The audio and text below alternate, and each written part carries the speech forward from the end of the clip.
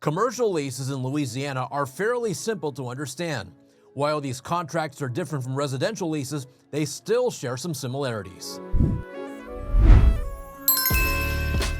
Welcome back, Loopers. It's Andrew Chung with DoorLoop.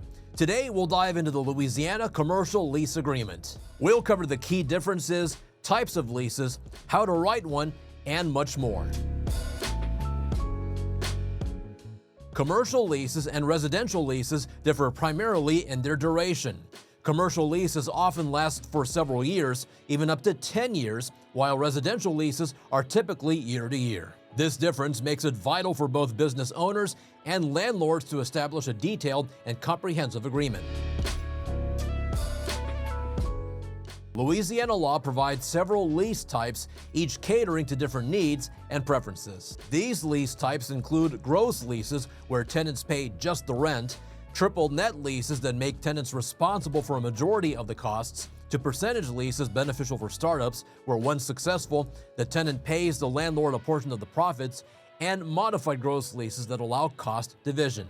From landlords receiving a portion of profits to tenants taking responsibility for running costs, each lease has its own characteristics and advantages. Now, let's discuss how to write a Louisiana commercial lease. First off, the lease agreement must include basic information about the parties involved. The landlord must include a detailed description of the leased premises, including the lease term dates. The document must include a clause that outlines how the tenant will manage their business operations within the unit.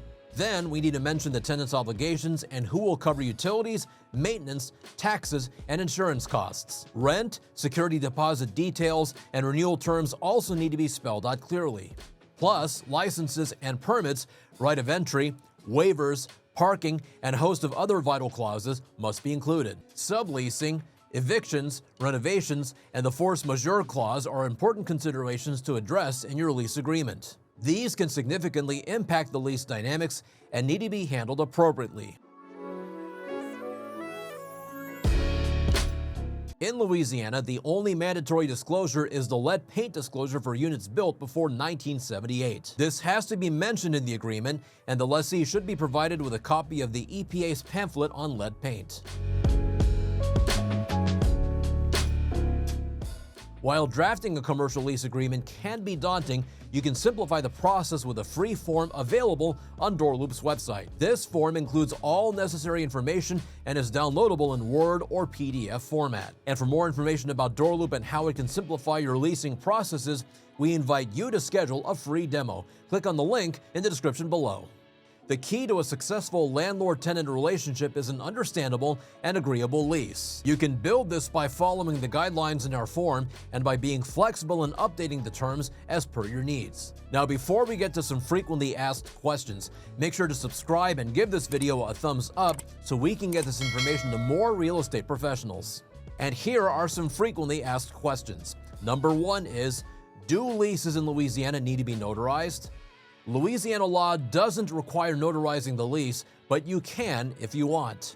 Question number 2, what type of lease is best for landlords?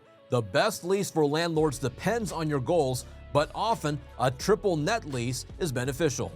And question number 3, are you allowed to update your lease terms? The answer is yes, you can definitely update your lease terms. Keep in mind that if you got your form notarized in the first place, you must notarize it again after making changes. Well, that's it for this video.